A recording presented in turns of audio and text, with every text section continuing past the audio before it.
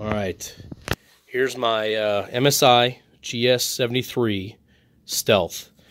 It has the 17-inch screen. It's not the 15 like I had before with the GS60 Ghost Pro.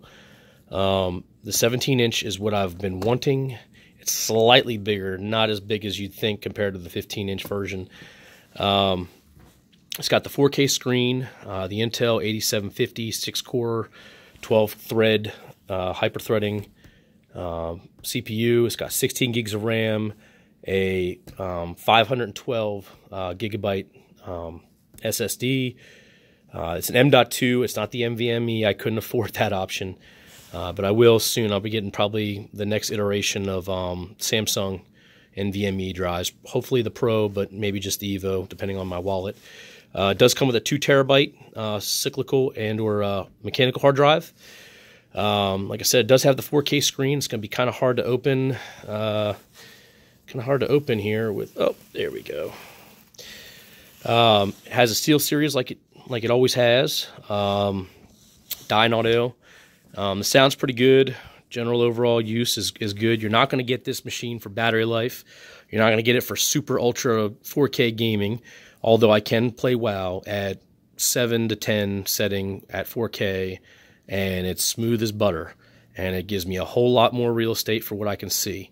So there is something to be said about that. But the great thing about it is that the screen is like having two 1080 screens put together, which is amazing for a sysadmin like me. So when I'm on the go and I'm, say, out of town, I don't have to take another computer or another monitor or anything like that.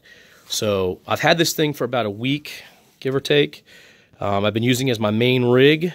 The GT73 VR Titan is now become a desktop / virtual machine. I guess, lab. So this is my go everywhere, do everything. This is my main rig now. I have absolutely loved every minute of it. The Steelseries Keyboard is amazing. They have gotten nothing but gotten better. It's not the mechanical variation. It's not as great as that one, I guess, but it's still good. I still enjoy it. It's not a problem. I have no issues typing all day. Here, let's see about a startup here. See how quick it is. Now remember, this is not the NVMe drive, so it's not going to be overly quick. It's not going to be lightning fast like my GT73 that like it boots up in like a few seconds, if that. But see, boom, look at that. Not very long.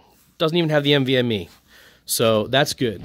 I'm not going to log in. I'm not gonna really get into it too much, except for speak about the experience. Okay, gaming, great, thumbs up. I love it. I don't do any super high-end gaming. I play WoW, Diablo, basically Blizzard games, but it can do most games with relative ease at native res.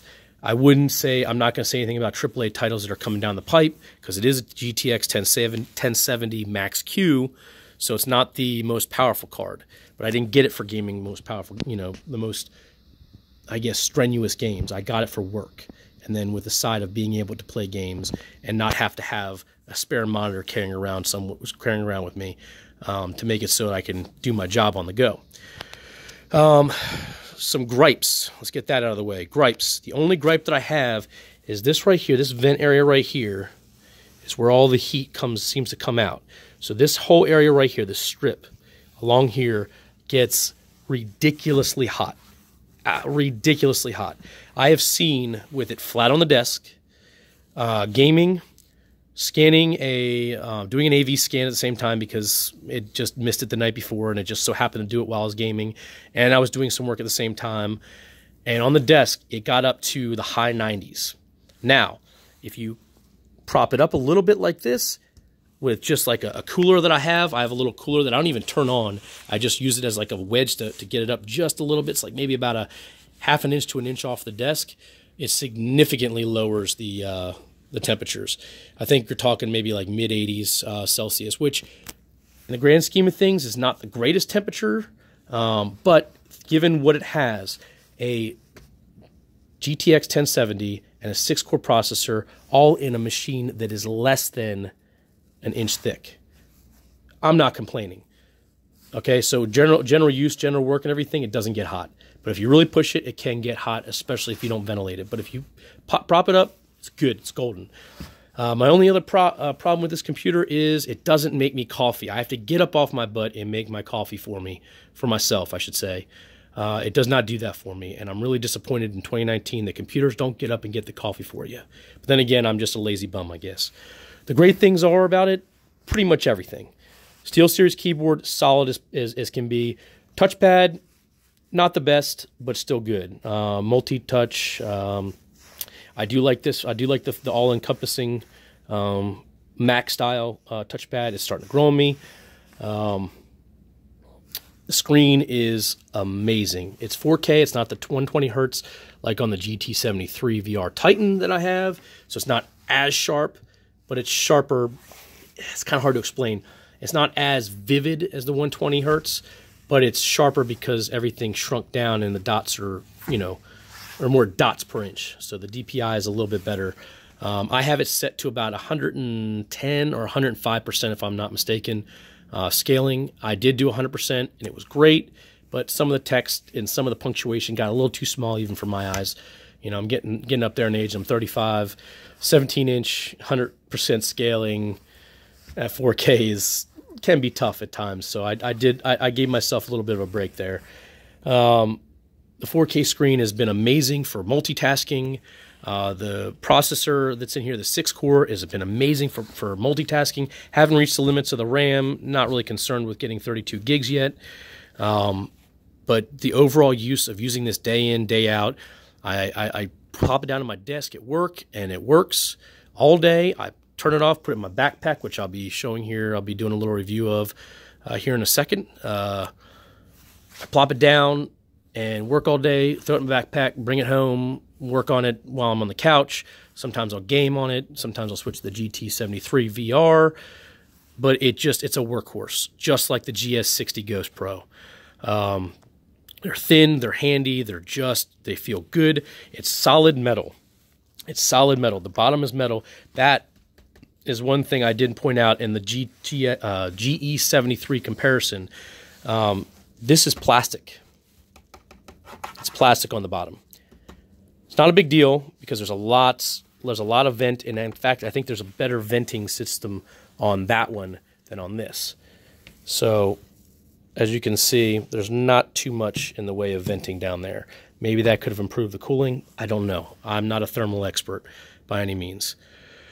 Eventually, I will be upgrading the thermal compound on this, maybe upgrading thermals if I need to, but I just need this computer to get me out about 4 or 5 years like the GS60 did. I just tore that thing down and threw it in the trash. I'd had that thing for about 4 years and change, about 4 years, give or take, and it's been a really good workhorse, so I'm just going to stay with MSI from now on. They're good, they're solid, there's no ghosting. Sager Clevo had an issue with ghosting. I don't want to deal with that. Don't have to worry about that with SteelSeries. Solid. So really the only con is it gets a little warm, but I mean, that's to be expected with this kind of power. It's really not an issue. It's really not an issue for me, and that's really what it comes down to. I mean, I couldn't be happier. See, I can try to see here. I couldn't be happier with this machine.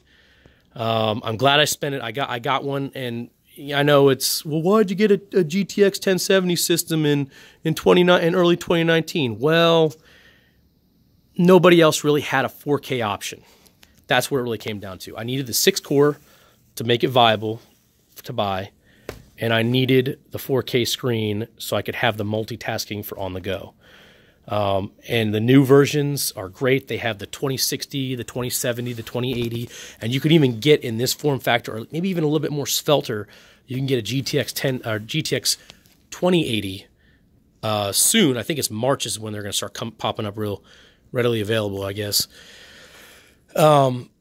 But the thing is that they're all 1080 screens. I'm tired of working at 1080. Comparing this next to the 1080 screen that I have next to it on my desk, it's terrible. I can only get one thing on the 1080 screen now, and I just can't go back.